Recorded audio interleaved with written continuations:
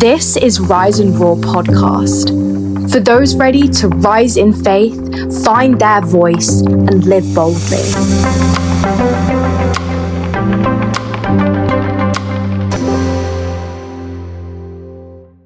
So welcome to our Rise and Roar podcast. We're so excited to be with you. My name's Jo. I'm Sarah. And we are starting something new, a new series of podcasts, which we're super excited about. So what have we done before? We've looked at knowing your significance. We've talked about knowing the power of your voice, taking captive every thought, and also like understanding our true identities as daughters of the King. But we're starting something new, which is so exciting. Sarah, tell us about it. Well, so I had this crazy idea and thought that it'd be great just to do something kind of really raw, really honest, just about our journey with Holy Spirit and kind of in everyday life. So I don't know why, at the time it seemed like a good idea, but now we're doing it. I'm slightly scared. So we thought we'd ask people to kind of give us challenges, maybe in everyday life when we're out and about in the community, whether at work, in church, whatever it is, where we're kind of learning to listen to Holy Spirit a bit more and taking steps, big steps that perhaps we wouldn't necessarily do. And so we wanted to bring you on the journey with us, so you can, so you're going to watch us.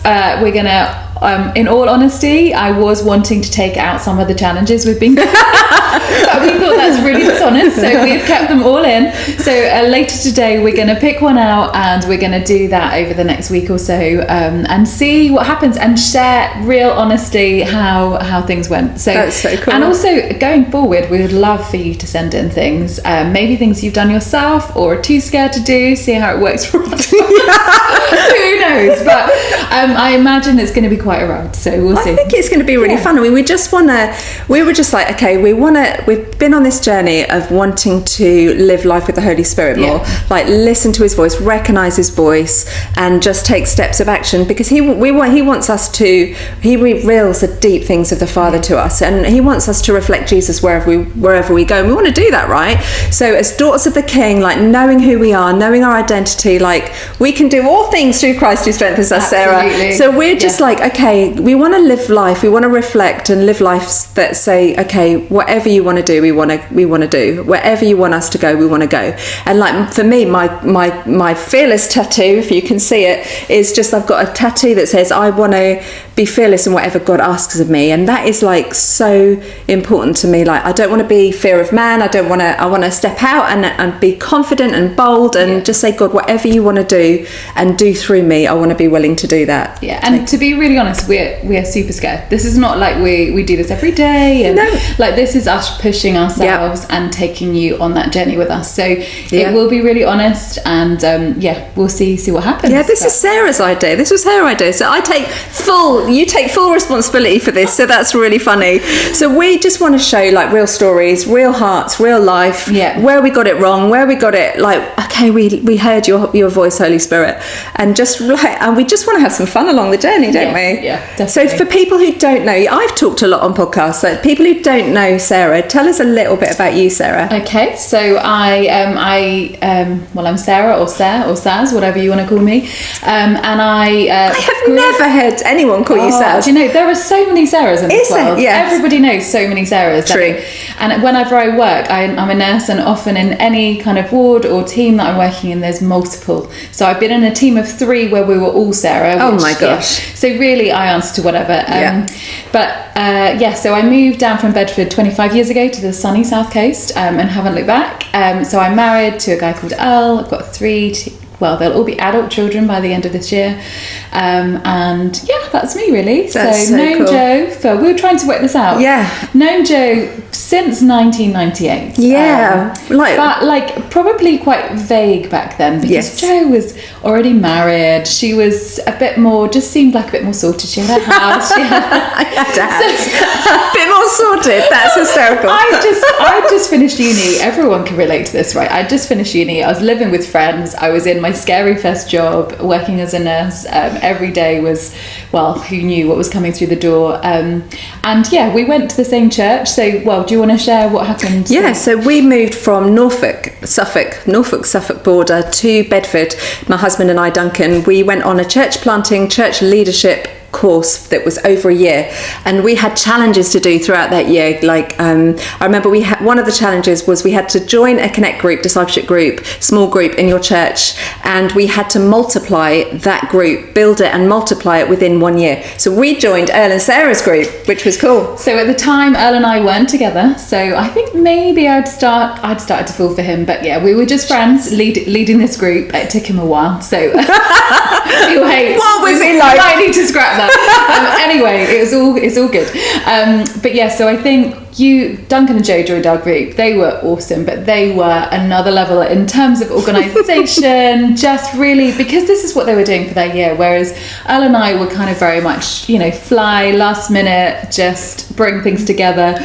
So, so you took a group out of our so we had a lot of students, I think, back then. There was loads. Our group. And Duncan and Joe were just super organised. My housemate joined their group, and she would come back with a folder, and it was all organised. And I think we had to do these like monthly reports that we had to give to our, the leader of the church. Do you remember those? And it was to just go through like who turned up, what happened on the night, the highlights. And Duncan and Joe would have theirs after, you'd have it date order, it would be all sorted. That's so true. And we would literally have blank pages. Me and Earl would be like going, okay, can you remember who was there last week? What happened? You were up there. That's so funny. But what I remember of Sarah in the Bedford days was the most perfect hairstyle. I literally, I mean, we could talk about hair for hours, but Sarah has always had like the most perfect hair. I've even copied her on the whole heatless curl thing. Yeah. Seriously, it's amazing. It's so good. Yeah. But no, I think there was some dodgy hairstyles. We were talking earlier. So does anyone remember sun-in? So sun-in was a thing. It was. I mean, it's so bad for you. It really was just spray bleach. You might as well have gone to your kitchen cupboard. And I remember many of us, if you had the slightest red in your hair, then you would wake up with orange hair. But you'd spray this essentially bleach in your hair. And I remember one evening there was a load of us housemates. There was quite a few like different houses of people in their 20s, and we would kind of get together and we did like a sun-in night, spraying and highlighting hair. And for some reason, I think probably because I was in love, I let Earl, who like I say was a bit clueless at that point, do 2 stripes at the front, literally, like they were white. I think he left it in, because initially I do have red in my hair, so I had dark hair and then these 2 white stripes, which was not pretty. So in the morning when I put my hair up for work, it was just a stripe down the middle. So it was not a good look. So I went emergency appointment to my hairdresser, who then added more stripes of like red and more kind of whitey blonde. I don't think I carried that off, Joe. No, I think you did. I don't think so. And I also had a failed Rachel cut. Rachel from Friends. Oh yeah. Tried that, went to Tony and Guy.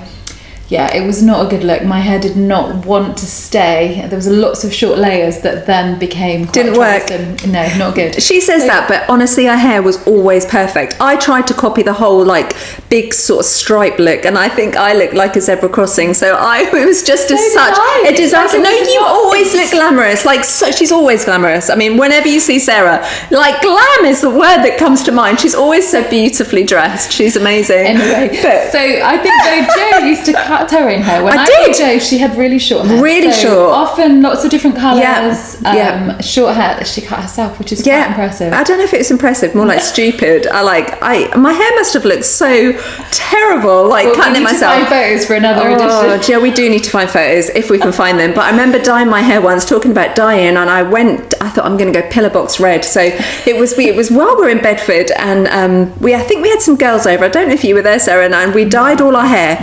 And I remember going to bed. It was really late because it took ages to wash it all out and everything. Went to bed, woke up the next morning, and my husband just opened his eyes and he just went, my hair, where it had been bleached before, where I put pillar box red, went cerise pink. Wow. So I'm like, oh my gosh, this is crazy. But I kept it. I said, I can rock cerise pink. I can do that. So that's crazy stories. But we've got to talk about one story of us when we moved down here. Actually, you moved in when 2001, and we moved down to the south coast in Christchurch 2008, and we went back to Bedford, didn't we, to a conference that King's Arms put on, and it was a leadership conference, prophetic conference, and there was this response moment of just people who, like, I think it was, what was it?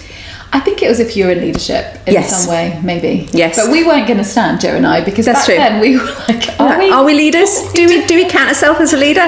We're like, Our friends kind of pushed us to stand. Yeah. So we did. And it was just like this crazy moment, which I've never experienced before. Like this measure, it was just mad. The Holy Spirit just came over us. Like we were literally drunk. We were so drunk, laughing hysterically. You fell off your chair. I did. I couldn't sit. It was absolutely mad. It just went on and on. It wasn't like a short-lived thing, to the point where Joe had driven us there, and there was no way she was fit to drive. No. So our friend had to get. We couldn't. We staggered through the car park. Yep. We giggled all the way home. It was crazy. It was quite crazy, but I think it was certainly. I just think that encounter was. I don't know whether it was the beginning of something, because Joe, definitely since I've known her, there's been such a change, like dramatic. If anyone knew Joe back in the 90s, she was an amazing woman, but very much liked to be more behind the scenes, would never dare stand up on stage, was just a great friend to many, but just, she just liked to not be up front, to do anything like that. And I think actually over the years, what I've seen happen is that she's stepped like courageously into the things that God has for her in a way that is so transformational that I think if people knew her in the 90s, they wouldn't recognise her now, because she has the courage like off the charts. She has literally just said yes to the things that God had already put in her, but she didn't previously believe, and just is just pursuing God in a way that is so amazing to see, and doing stuff now, leading worship, leading conferences, just seeing her journey even with Rise, just her vision, her passion for women, it's just been incredible to see. And so I love watching that. I think as a friend you just think, wow, who is this woman? And I'm so privileged to say she's a great friend, and she's also an amazing encourager. Anyone that knows Jo, she just wants to see everyone step into all that they are. And that's so sweet. Thanks. I'm going to pay her later. That was so kind. That was so nice. That's really lovely. But I just think having incredible friends around you, and like when I look at you, Sarah, and I just see you're a woman who literally will pursue God no matter what it takes.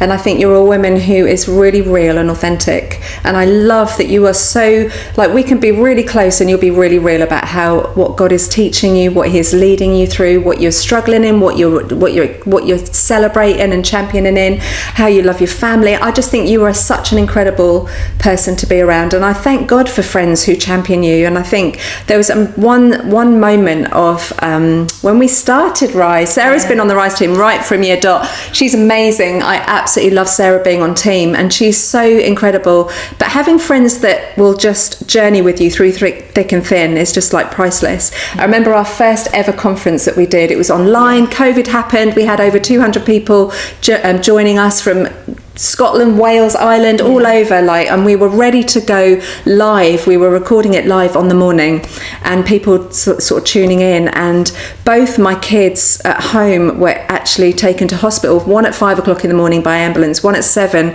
by ambulance. And I just knew this thing has got to go ahead. Like, this is the start of something that is really precious. And I think it was, my husband was in hospital with the kids, and it was your husband who took me to the place because we didn't have a car. So Earl took me to the conference, and ready for us to record, and there was like 4 people in the room because of COVID.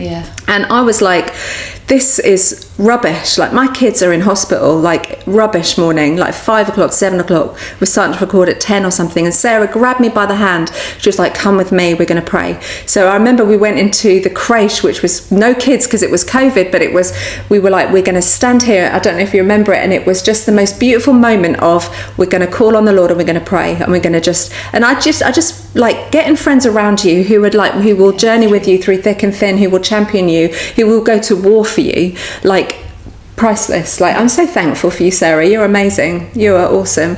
So we've done so many fun things together, haven't we? Yes, we have journeyed we've laughed a lot. We have. We've been on holidays together. Oh, we won't go there. Oh, we won't go there. Another episode.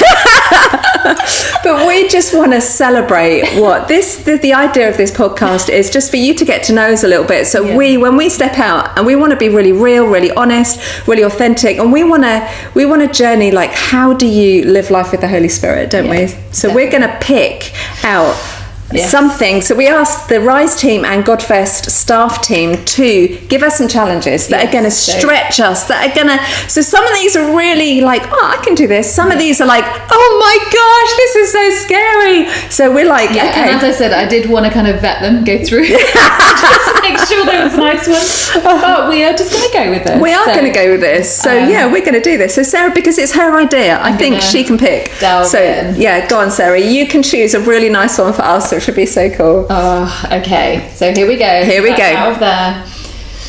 Da, da, little drum roll. Da, da, da, da. Okay. Is it good? So, do you know, it's actually not too bad. Yes. Ask God to highlight someone to you, maybe an item of clothing, or something that stands out, and go and pray for them. Okay. So we can do this. That's not too bad. So I think we need to kind of, they say, are we doing this like in everyday life, like supermarket, out and about, and then maybe one in church as well? So we're doing a bit of both. That sounds a great idea. So we do two. So it's like treasure hunting, isn't it? Or more if you want to. Well, let's lead the way and see how we do. See what happens. And then we will come back and we'll feed back. So we've got, maybe we'll set a week, 7 days to get this done. Okay. And I guess our hope is that this just isn't like a one-off, but actually as we do it and we see God kind of moving, even if it is just sharing his love with someone, or, you know, letting them know that they're seen, and I don't know, that this becomes more of a everyday thing, that it's not just because we've pulled out a slip, but actually this becomes part of our kind of day-to-day living. And actually I think when you do something courageous and you think, oh, actually God was with me and he spoke to that person, and when you see that person respond, I mean, again, sometimes you don't always know in the moment, you might not get a very good response, but actually you don't know what seed that's planted. Or so we'll feed back the good, bad and the ugly. That's so good. I just think we want to show you what putting our big girl pants of courage on looks like for us, and like stepping out and going for it. And I think living life with the Holy Spirit is just such an adventure and so fun, and he wants to build this relationship with us too,